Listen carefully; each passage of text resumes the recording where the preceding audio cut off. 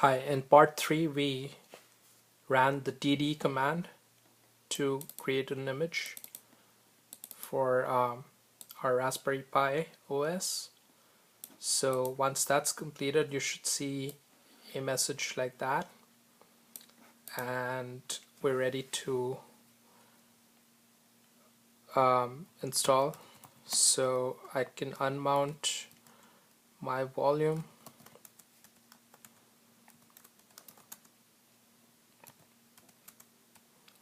Oh well, it's already unmounted, so I can eject it, and I'm going to plug this into my Raspberry Pi here. So notice that the contacts for the SD card are located at the bottom of the board. So when we open the board, there's the contacts right there. So make sure you slide the SD card with the contacts facing down, so like that. Now once that's done, we're going to put the board back in its case, so just slide it in, or maybe disconnect the power and then slide it in.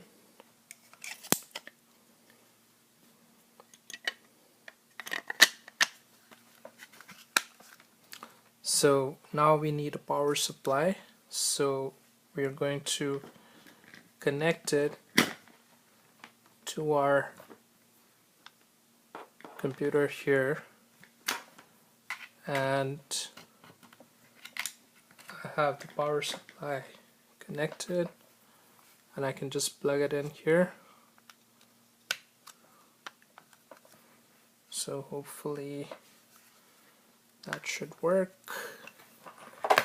Oh, maybe it's disconnected here. Let me try again. So connect the power supply,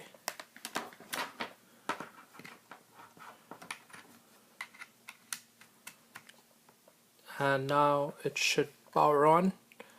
So the output should be on my monitor here. So I'm just gonna leave the Pi hanging there and switch to this other monitor and switch my source to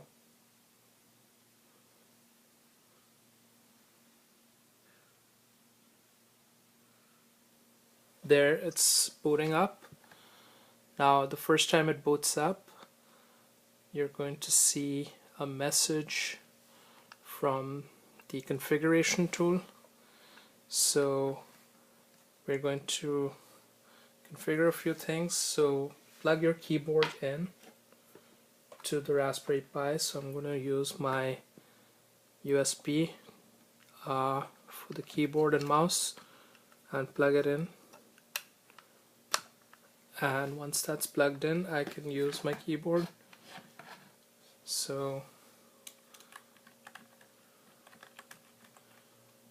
let's see here.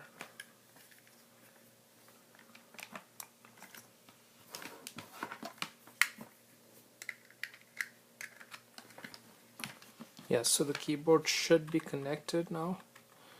Okay, so the default password for Raspberry Pi is Raspberry, so we'll leave that as for we'll change it later. The expand file system option is useful, so we now have the file system expanded. Now we can set the language options, so I can set the locale here,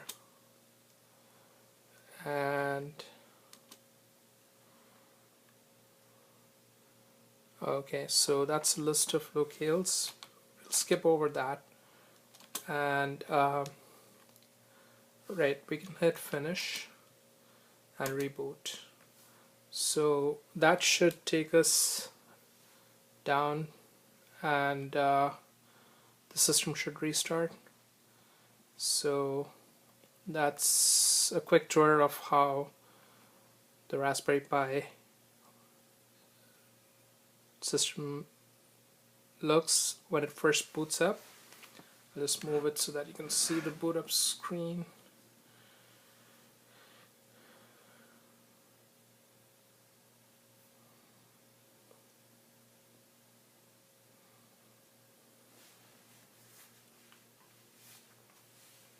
Okay, so we'll log in with Pi and password Raspberry,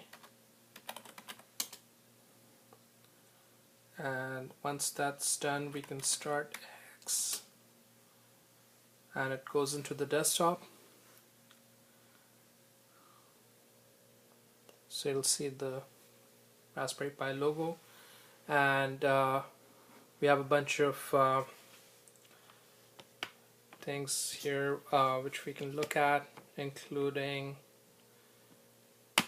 the terminal, the Wolfram program, Python, IDE, games, and a bunch of other stuff, I guess, Midori.